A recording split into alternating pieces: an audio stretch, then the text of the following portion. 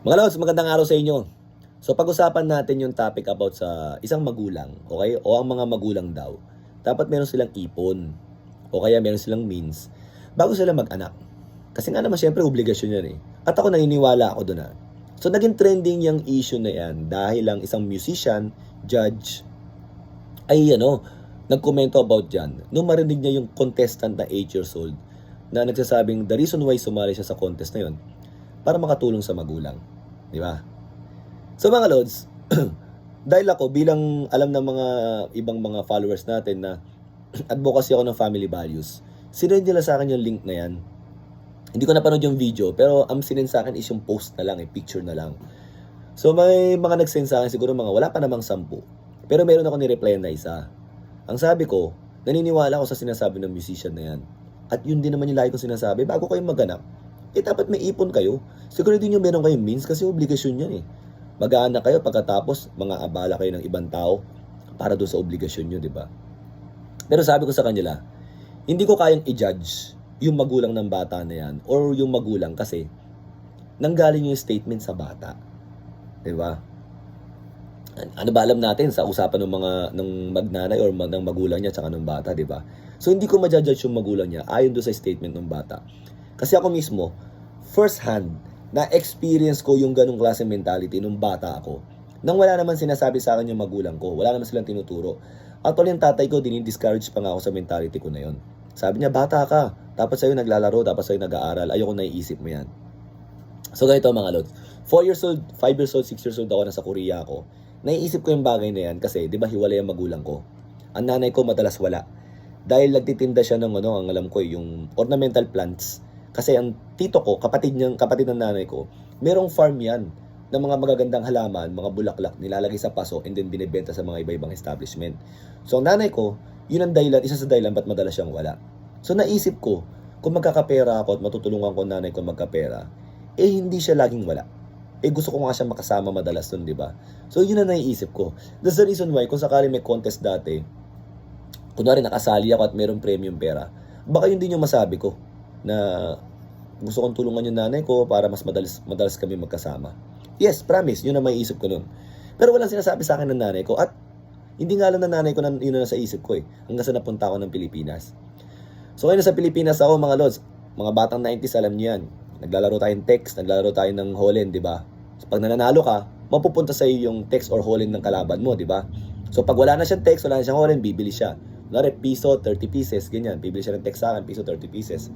Kung lagi ka na nanalo, lagi may bumibili sa'yo, makakaipon ka.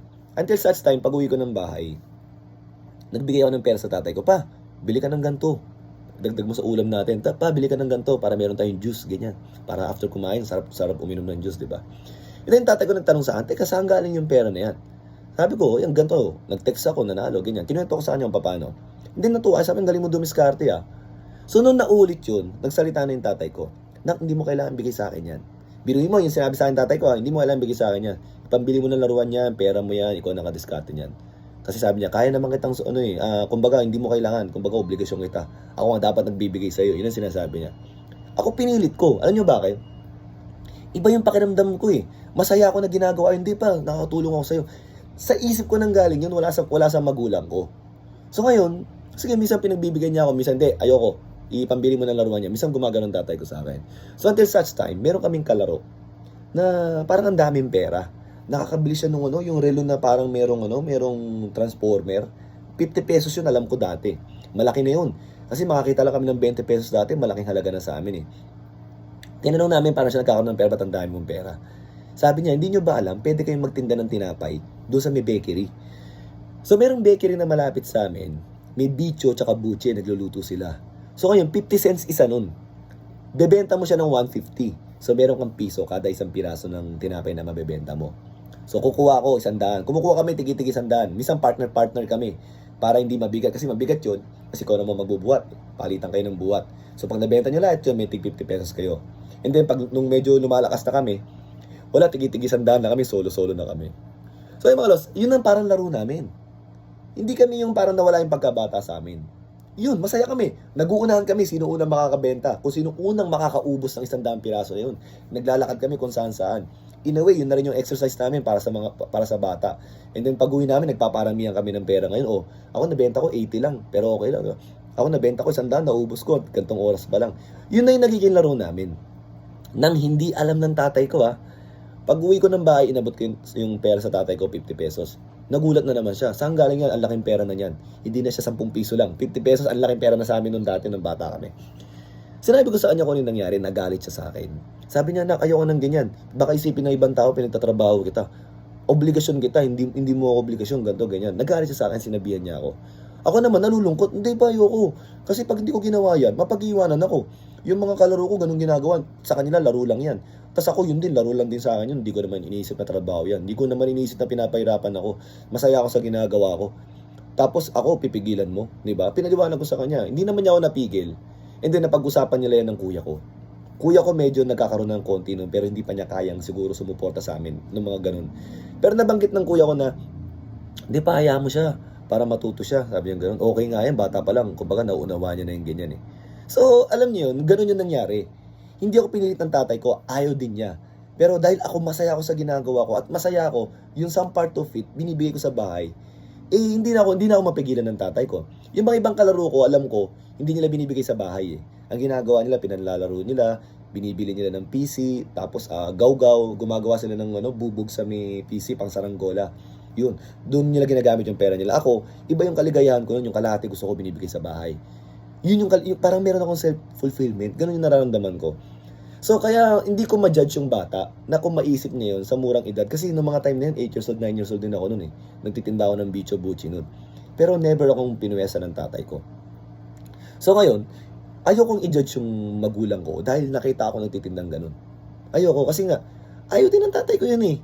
At lagi niyang pinapaalala sa akin na hindi mo obligasyon to. Pero hindi niya ako mapigil kasi doon ako nag-i-enjoy sa ginagawa ko na yun. At eventually, naging masaya yung tatay ko na gano'n yun nasa isip ko. And napansin ko mga lods, napansin ko rin, sabi din ng kuya ko yata yun na parang pag gano'n yung naisip mo nung bata ka, kahit na hindi naman tinuturo sa'yo ng magulang mo, there's a chance talaga na, alam mo yung makaahon ka sa ganung sitwasyon. Well, siguro ganun nga yung nangyari sa akin. And yung tatay ko, bilib ako dun kasi lagi niya pinapaliwanag sa akin kung ano yung kahinaan niya. Sabi niya, nak, nagkaroon naman ako ng pera dahil siyempre nag-ibang bansa ako. Pero yung pera, hindi na-retain, nauubos. Siyempre, araw-araw na hindi niya napapalago. Kasi takot siya sa negosyo, takot siya mag-invest, takot siya sa property. Alam mo yung takot siyang bumili ng kung ano-ano na mga investment. Inamin niya sa akin yun. At sana sabi niya, ikaw hindi ka maging takot sa ganyan, sana maging matapang ka. Yung mga mistake niya sa buhay, itinuro niya sa akin para hindi ko maulit, di ba? So, hindi yung nagtuloy-tuloy yung trend sa amin, hindi. Ganun yung ginawa ng magulang ko na nakatulong naman sa akin. And then, eventually, ngayon, nakakatulong naman ako sa kanya. So, mga lods, yun yung parang ano ko diyan, stand ko diyan. Tama yung sinasabi ng musician talaga. Pero hindi ko ma-judge yung magulang dahil nanggaling nga doon sa bata. Pero kung yung magulang noon sinabi na para makatulong ka sa amin, nak, sumali ka diyan para maiahon mo kami sa hirap. Teka lang. Yun talaga. Talagang medyo parang hindi ako sasang-ayon doon. Pero kung yung magulang sinasabi, hindi nak, sumali ka dyan dahil yan ang pangarap mo, susuportahan ka namin. And then sinabi ng anak, gusto ko rin sumali dito para maiahon ka din kayo sa hirap. Wala tayong magagawa, gusto ng bata yun eh. Alam naman pigilan natin kung yun yung burning motivation niya, di ba? Para magawa yung mga bagay na yun, di ba? So, hopefully mga lods, nagkaroon ng konting kaliwanagan kung ano ba yung stand natin doon. And, siyempre, nandun pa rin ako sa stand ng musician na yun na, bago kayo mag-anak, please lang, kailangan meron kayong means. Ngayon, kung tatanungin pala, meron pa lang ako nabasang comment doon. So, ibig sabihin, wala nang karapatan na mag-anak yung mga mahihirap. Meron naman. Eto naman yan. Kahit na mahirap ka, siguraduhin mo meron kang plano. Siguraduhin mo hindi ka mga-abala ng ibang tao. Meron kang trabaho, kahit papano, meron kang grind. At kung yung anak nyo na yan, ang magiging lalong motivation yung mag-asawa, para lalo pang sipagan yung buhay nyo, para lalo pang galingan, di ba? Wala namang problema. Pero please, huwag kayong mag-anak ng marami. Kung isa, pwede na yun. Ma-experience nyo na meron kayong anak at meron kayong tinutustusan na kumbaga parang tinataguyod na anak, di ba? Na pamilya. Good. Okay? Pero kung mag-aanak kayo ng marami, teka lang, mahirap na nga kayo, di ba? Yung isa nga, napakahirap na nun eh. Pero kung kaya nyo naman, at yun ang magiging parang motivation yung mag-asawa, para lalo nyo pagbutihan, no problem with that, di ba? Siyempre, kahit na mahirap kayo, meron pa rin naman kayong karapatang lumigaya na magkaroon ng pamilya. Pero siguraduhin nyo lang na calculated yung gagawin nyo para hindi kayo magdagdag ng another hirap o kaya darating sa point, baka mamaya maging criminal pa yan dahil sa kahirapan ng buhay. Kung ba kahit mahirap yan, unti-unti, natuturuan nyo kung paano umasenso sa buhay. Siguro yun ang pinaka pwedeng take away para sa mga mahihirap na gustong magkaroon ng pamilya. So, yun lang mga lods. Hopefully, meron kayong napulot dito sa may usapan natin. And also, kung meron kayong mga komento, no problem, pwede kayong mag-comment dyan below. Thank you.